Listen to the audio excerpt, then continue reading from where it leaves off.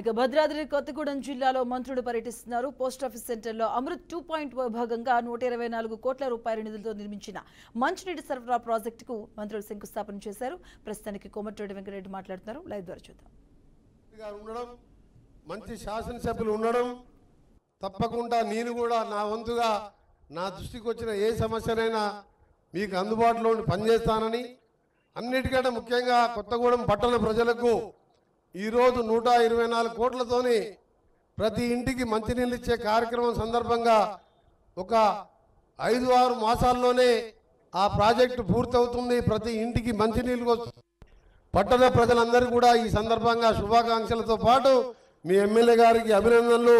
మీ MLA గారు పట్టుబట్టి ఆ 124 కోట్లు తెప్పించుకొని రేపటి నుంచి ఆ పనులు కూడా మొదలు పెడుతున్న సందర్భంగా, దాంతోపాటు మా డ్రైనేజీ ఆర్ఎన్బిఎల్ కూడా డిఎంఎఫ్టీ నిధులకెళ్ళి 4 కోట్లతో డ్రైనేజ్ నిర్మించుకోవడం.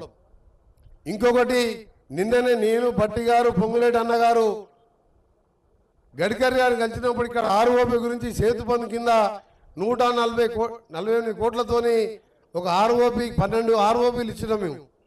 దాంట్లో కొత్తగూడెం కూడా ఉన్నదని చెప్పడానికి సంతోషిస్తున్నాం. అది కూడా త్వరలోనే శాంక్షన్ అవుతుంది. ఆర్ఎండ్బి మినిస్టర్ అంటే మన తుమ్మల అన్నగారిని తీసుకోవాలి మన ఆదర్శం.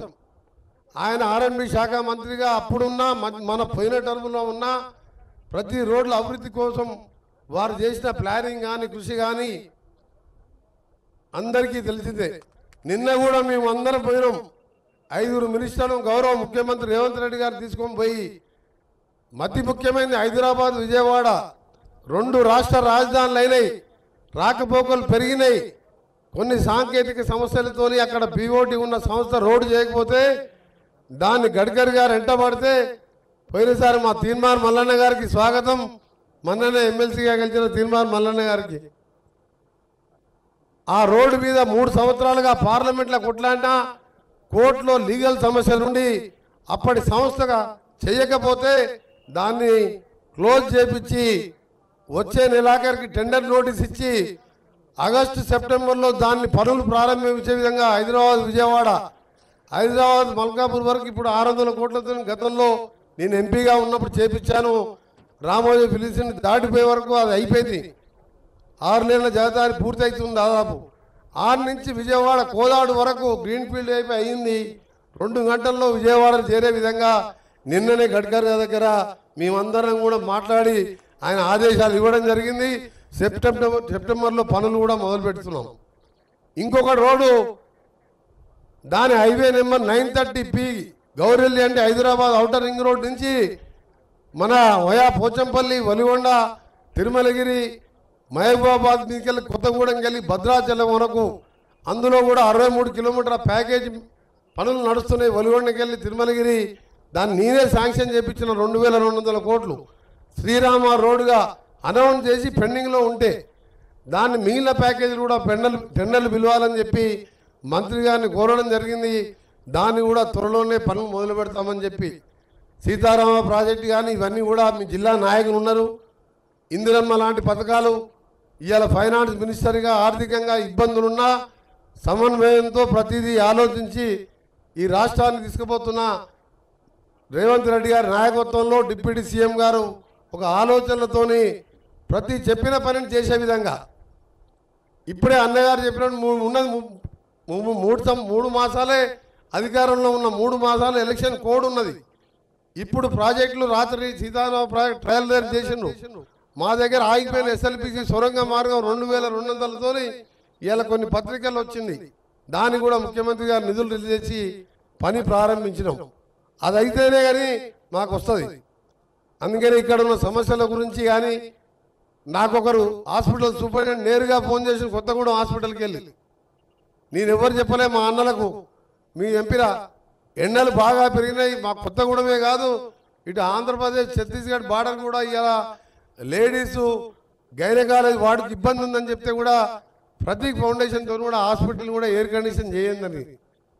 నా తోచిన విధంగా నా దృష్టికి వచ్చిన సమస్యలు ఏది ఉన్నా సరే మీకు అండగా ఉంటానని, ముఖ్యంగా ఇంత పెద్ద మంత్రులు నా జిల్లాకు ఇన్ఛార్జ్ మినిస్టర్గా పక్క జిల్లా మానిగా నాకు కూడా చాలా సంతోషంగా ఉంటూ ఈరోజు నన్ను ఆహ్వానించడమే కాదు, ఈరోజు ఇంత మంచినీటి కార్యక్రమంతో పాటు మీకు మిగిలిపోయిన అన్నగారు చెప్పిన రోడ్డును కూడా వెంటనే మళ్ళా నెక్స్ట్ విజిట్లో మళ్ళా మీటింగ్ పెడతానని చెప్పారు గడ్కరీ గారు. దాన్ని కూడా పూర్తి చేస్తాం. ఏది ఏమున్నా సరే ప్రజల ప్రభుత్వంగా వచ్చే 5 ఏళ్లలో మీరు మేమిచ్చిన హామీలే కాదు, మీకు ఆశించిన పాలన అందిస్తామని తెలంగాణ ఇచ్చిన పార్టీగా మా మీద ఎంతో బాధ్యత ఉన్నది. ఆషామాషిగా సోనియా గాంధీ తెలంగాణ ఇయ్యలే. 4 కోట్ల మంది ప్రజలు పేదవాళ్ళు బాగుపడాలని ఇందిరమ్మ ఇల్లు ఇదే శ్రీరామచంద్రస్వామి పాదాల దగ్గర పొంగులేటి సీనన్న హౌసింగ్ మినిస్టర్గా, ముఖ్యమంత్రి గారు, డిప్యూటీ సీఎం గారు, తుమ్మలన్న గారు మీ అందరం కలిసి ఆ ఇల్లు కూడా ప్రారంభిస్తున్నాం. త్వరలో దాన్ని కూడా చేపడతామని చెప్పి మీ అందరికీ తెలియజేసుకుంటూ అంగు ఆర్పాటు లేకుండా మేము ఎవరికి విమర్శించాం. మమ్మల్ని ఎవరైనా విమర్శించినా మేము పట్టించుకోము. మా దగ్గర ఇక దృష్టి ఎన్నికలు అయిపోయినాయి కాబట్టి ఎన్నికలు కూడా మామూలు ఎన్నికలు కాదు. మహబూబాబాద్ నుంచి ఇటు ఖమ్మం, అటు నల్గొండ, అటు భువనగిరి దేశంలోనే రికార్డ్ మెజార్టీతో గెలిపించాను. ఎమ్మెల్యేలను కూడా ఈ 2 జిల్లాల్లో పెద్ద మెజార్టీతో గెలిపించాను. తప్పకుండా ఈ 2 జిల్లాలను సస్యశ్యామలం చేయడం కాదు, తెలంగాణని అభివృద్ధి చేస్తామని మీ అందరికీ నమస్కరిస్తూ మరొక్కసారి మా ఎమ్మెల్యే గారికి, మా తుమ్మలన్న గారు 2 సార్లు చెప్పి మళ్ళీ ఫోన్ చేసిండు. నేను అనుకున్నా నేను ఎంత పెద్ద మంత్రులు ఉండగా నేనెందుకు లే అనుకున్నా. నేను కంపల్సరీ రావాలి అని చెప్తే రాత్రి ఢిల్లీకి వెళ్ళి రావడం, మీ అందరిని కలుసుకునే అవకాశం కల్పించిన మా ఎమ్మెల్యే గారికి, మా తీనన్నకు, బడ్డన్నకు, తుమ్మలన్నకు, అధికారులందరికీ కూడా నమస్కారాలు తెలియజేసుకుంటూ సెలవు తీసుకుంటున్నా. జై హింద్. బట్టని ఉన్నాడు, అన్ని సమస్యలు పరిష్కరిస్తే మిగిలిన 2 పెద్దన్నలు ఉన్నారు మనకు. కార్పొరేషన్ బట్టి గారు చెప్తారు. మన కోమటిరెడ్డి గారికి మనస్ఫూర్తిగా అభినందనలు. ఆయన నేను చెప్పినట్లుగా బోళా మనిషి వరాలు పెద్దగా అయ్యిపోయినా అంతకంటే ఎక్కువే మనకు చేస్తాడు. ఏమీ ఇబ్బంది పడాల్సిన పని లేదు. అదేవిధంగా ఆర్ఓబి ఖచ్చితంగా చేస్తామన్నారు. ఓకే, 148 కోట్ల ఆర్ఓబి గ్రాంటెడ్, డన్. సో అందరూ చప్పట్లు పెద్దగా కొట్టండి. బైపాస్ రోడ్డుది ఇంతవరకు మనం బైపాస్లే అంటే ఆల్రెడీ పంపించారు, ఇంకా మళ్ళీ ప్రారంభానికి వస్తామన్నారు. అందుకని మరొకసారి అది పెద్ద స్కీమ్ మనకి. అందరూ మరొకసారి చప్పట్లు కొట్టాలని నేను కోరుతా ఉన్నాను.